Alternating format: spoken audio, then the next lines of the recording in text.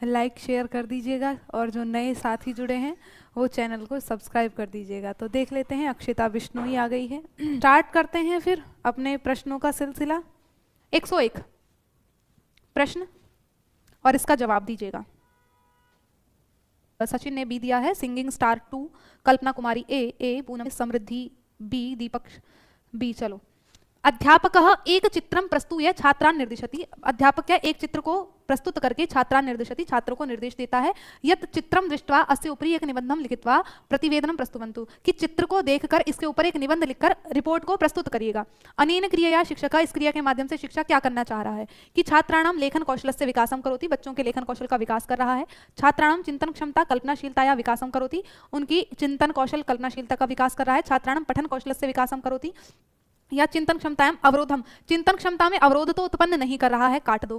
केवल पठन कौशल का विकास नहीं कर रहा है, तो यहाँ आपका बी सही रहेगा कि जहां बच्चा आपका सक्रिय है। भाई वो चित्र को देखकर कोई निबंध लिख रहा है, चित्र को देखा है केवल, और उसको देखकर उस पर तुम्हें क्या अपनी चिंतन क्षमता का विकास किया जा रहा है, नहीं, चित्र को देखकर तुम्हें निबंध लिखना है, तो यहाँ उनकी कल्पनाशीलता का और चिंतन क्षमता का विकास किया जा रहा है। सीधा सीधा बी ऑप्शन। क्या बात है, हुआ ना। देखो 101 वाला ही बी सही हो गया। अब आपकी समझ बन रही है धीरे धीरे और आपके प्रश्न आगे सही होंगे, इसकी मैं गारंटी लेती हूँ। बताओ आगे। लिंगवाफोन कीदृशं शैक्षिक उपकरणम अस्ति। लिंगवाफोन कैसा शैक्षिक उपकरण है,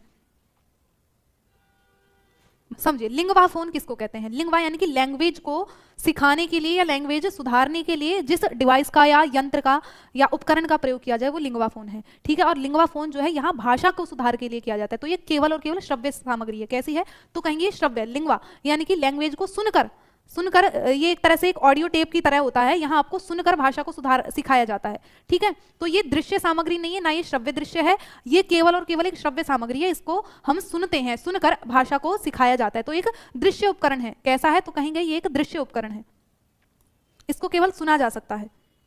शिक्षक छात्रयोः मध्ये अंतःक्रिया तदा एव सफला भवति यदा शिक्षकः। बताओ,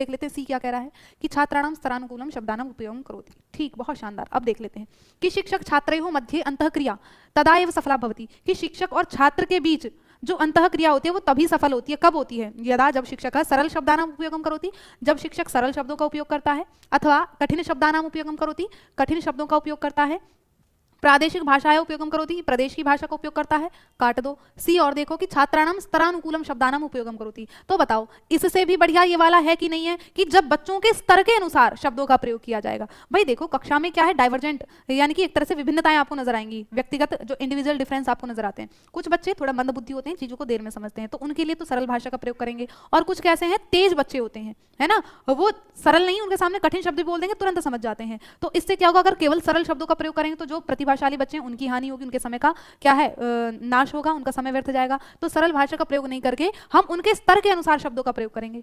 ये सबसे ज्यादा सटीक ऑप्शन आपका हो सकता है, ठीक है। होगा, हो क्या सकता है, होगा ही। तो अंतःक्रिया कब सफल होती है छात्रों और बच्चों के बीच? तो कहेंगे जब अध्यापक क्या करता है, छात्रों के स्तर के अनुसार शब्दों का उपयोग करता है, ठीक है। चलिएगा। भाषायाः ज्ञानं भाषा अधिगमेन भाषा अधिग्रहणेन च भवति। मातृभाषायाः अवबोधने भाषा अधिग्रहणं मुख्यं वर्तते। भाषा अधिग्रहण यंत्रम इत्यस्य संप्रत्यय संबंधः अस्ति। चलिएगा, प्रश्न समझ में ना आया होगा लेकिन एक शब्द को देखकर आप उत्तर पर पहुंच जाएंगे, ये गारंटी तो खैर है ही है। बहुत शानदार, बिल्कुल भाई डी है। भाषा अधिग्रहण यंत्र की बात कर दी, किससे संबंधित है? चॉम्स्की महोदय, है ना। भाषा अधिग्रहण के यंत्र है तो कौन है? चॉम्स्की महोदय आपके हो जाते हैं। अब आगे आ जाते हैं कि भाषा कौशलस्य विकासस्य प्रथम चरणम अस्ति। बताइएगा, भाषा कौशलस्य विकासस्य प्रथम चरणम अस्ति।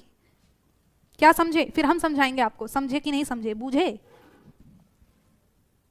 विकास का प्रथम चरण कौन सा है? सबसे पहले सुनते हैं, सुनना ही आपका प्रथम चरण है। सी ऑप्शन, बहुत शानदार, है ना। सुनना आपका एक तरह से ये आधारभूत श्रवण है ना। सुनना, बोलना, पढ़ना, लिखना, इसको हम आधारभूत कौशल भी कहते हैं ना कि आधारभूत कौशल कौन सा है? तो कहेंगे आधारभूत कौशल आपका श्रवण ही है।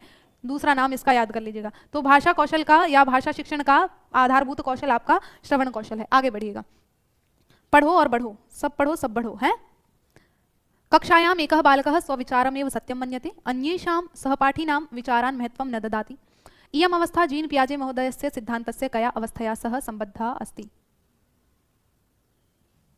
बताओ जल्दी भाई। बी पर जा रहे हैं ज्यादातर, बहुत शानदार बहुत शानदार। फिर भी देखो कि कक्षायाम एकह बालकः स्वविचारमेव सत्यम मन्यते, एक बच्चा है कक्षा में वो अपने विचार को ही सत्य मानता है, यानी कि वो सही है बाकी सब गलत है ना।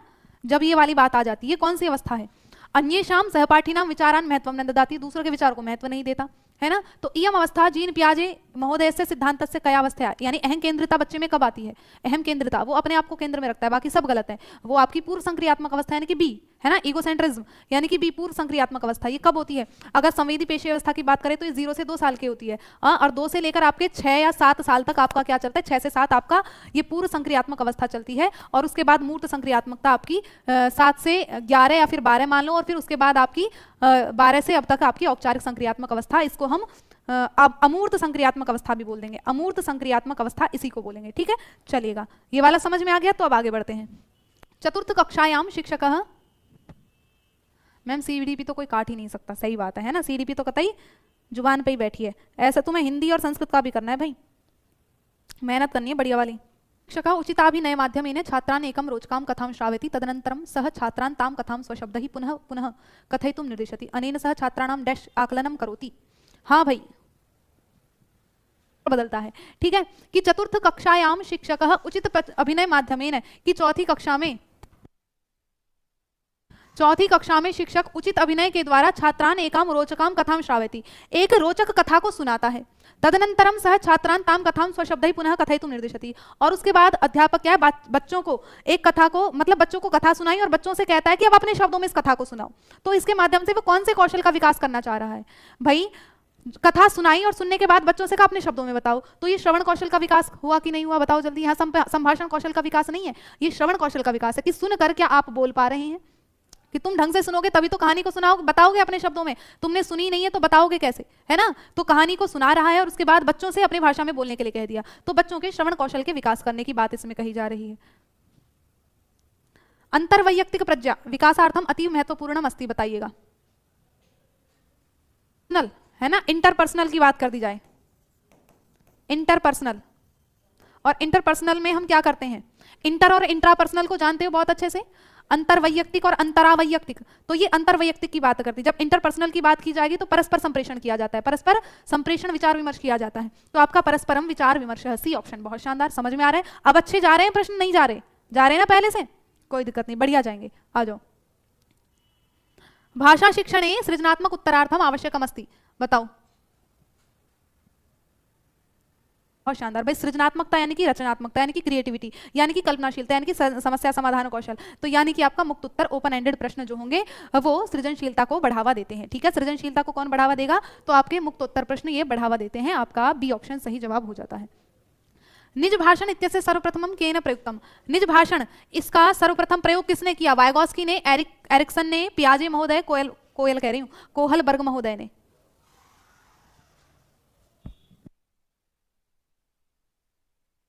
निज भाषण की बात किसने की, वाइगोस्की ने, और अहम केंद्रिता की बात किसने की, कि बच्चे क्या है, एक बार इगोसेंट्रिज्म, अहम केंद्रिता, है ना, तो वो आपकी जीन पियाजे ने कही है। चलिएगा, एका शिक्षिका छात्रान् पाठस्थितान् संकेतान् चित्राणि शीर्षक उपशीर्षक इत्यादयः आदाय पाठस्य अग्रिम वस्तु किं भवेत्, एतद् विषये पूर्वकथनाय तान् प्रेरयति, सा अधोलिखितेषु कस्य उपकौशलस्य प्रयोगः करोति, बताओ।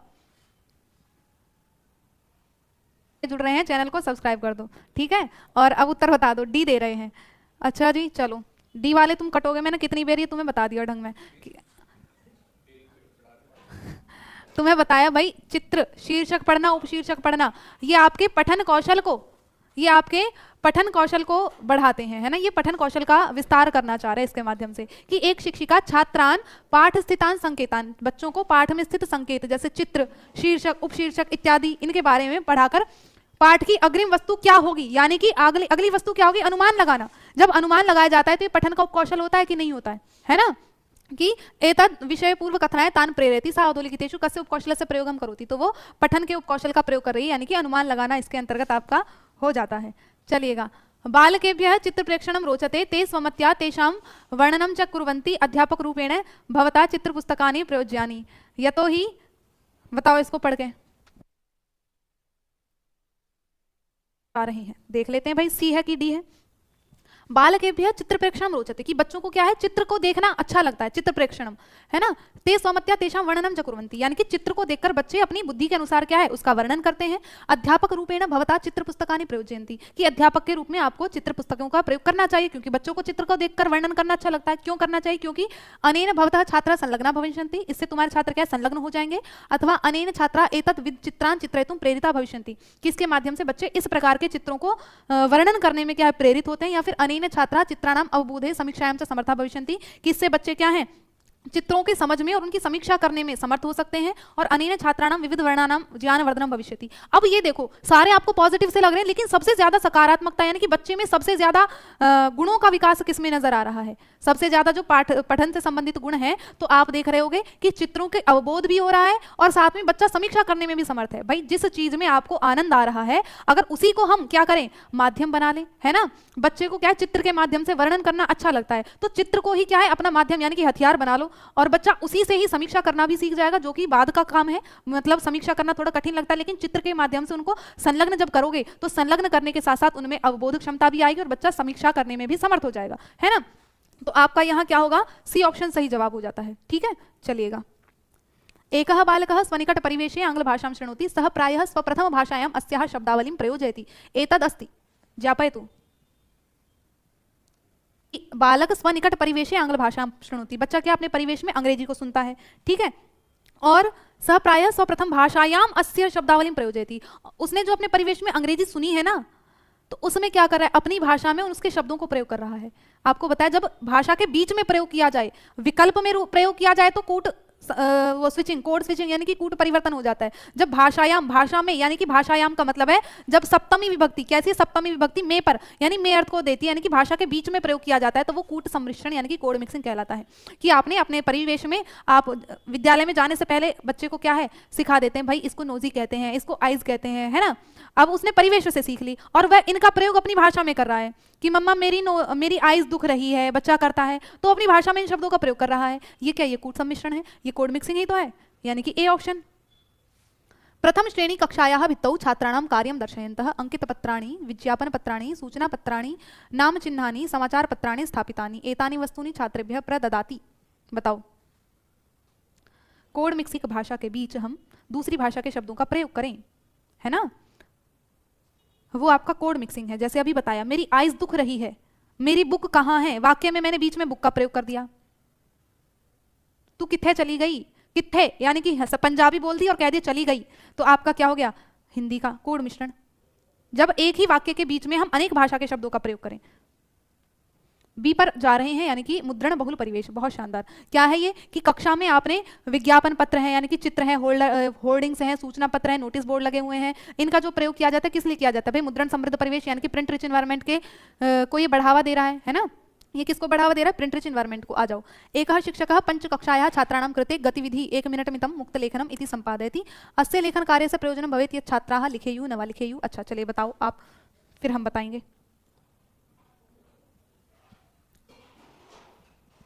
कौन सा नजर आ रहा है पॉजिटिव, सकारात्मक? हाँ बिल्कुल, ये नुपुर, हाँ जैसे यहाँ संस्कृत के साथ बीच बीच में इंग्लिश भी लिखी है तो वो भी कोड मिक्सिंग है।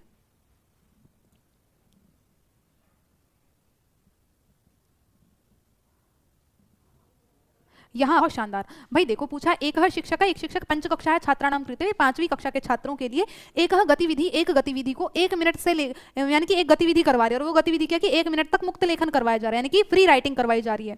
तो ये किसमें लेखन इसका प्रयोजन क्या है, तो इसका प्रयोजन है भाई ओपन राइटिंग का, तो मतलब यही तो है ना, रचनाशील करना, बच्चे स्वतंत्र हैं, है ना, बच्चे रचनाशील होने के लिए बच्चे स्वतंत्र हैं, उनकी क्रिएटिविटी बढ़ेगी, उन पर किसी तरह की कोई बाउंडेशन नहीं है। तो आपका बी ऑप्शन, स्वभाषा शुद्ध है, अपनी भाषा शुद्धि का आकलन करना, या तही बहुलिखितव्य, उनको बहुत सारा लिखना चाहिए। इति न अनुभवंती, ऐसा वो अनुभव नहीं करता, लेखन के अनंतरे मुक्तः अनुभवेयुः, कि अब हमें ज्यादा नहीं लिखना पड़ेगा। जब आपने मुक्त 1 मिनट तक मुक्त लेखन की आपने गतिविधि करवाई, तो इसका उद्देश्य ये नहीं है कि बच्चे क्या है निश्चिंत हो गए अब ज्यादा नहीं लिखना, 1 लाइन लिख दो चाहे 2 लाइन लिख दो, होना कुछ है नहीं। तो ये अनुभव नहीं प्रदान करना है, मतलब बच्चों की क्रिएटिविटी यहाँ आनी चाहिए नजर आपको। चतुर्थ कक्षायाः एकाध्यापिका भूमिका निर्वाहम् अधिकृत्य एकं कार्यं यच्छति, यस्मिन् छात्राः एकस्यां प्रदत्तस्थित्यां स्वविचार विनिमयार्थं निर्दिष्टाः साकं कौशलं वर्धयितुं प्रयतते। बताओ,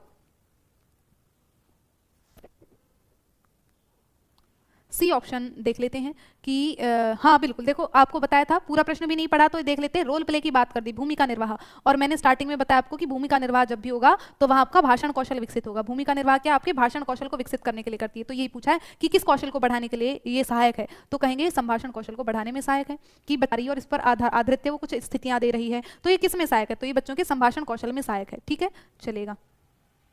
भाषा शिक्षणार्थम कथावाचन पद्धति उद्देश्य अस्ति। भाषा शिक्षण के लिए कथावाचन पद्धति का क्या उद्देश्य है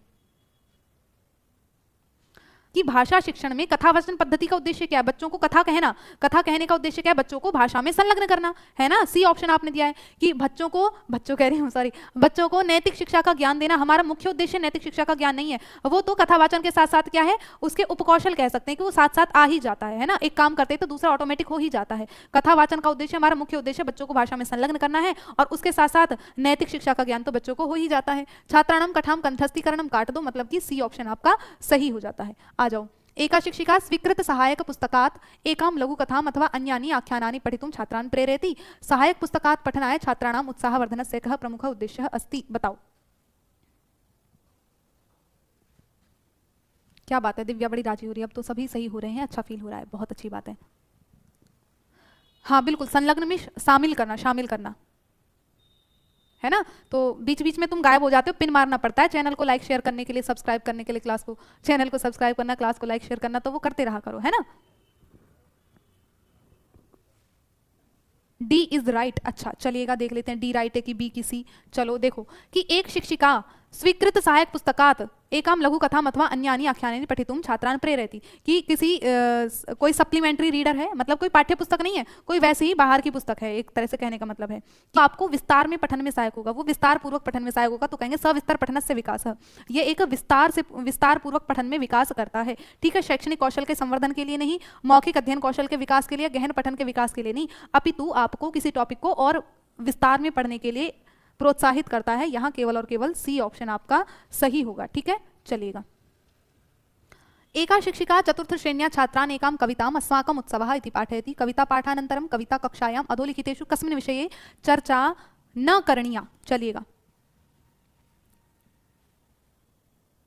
भाई, व्याकरण को देखकर हम इसको सकारात्मक कैसे कह दें, है ना।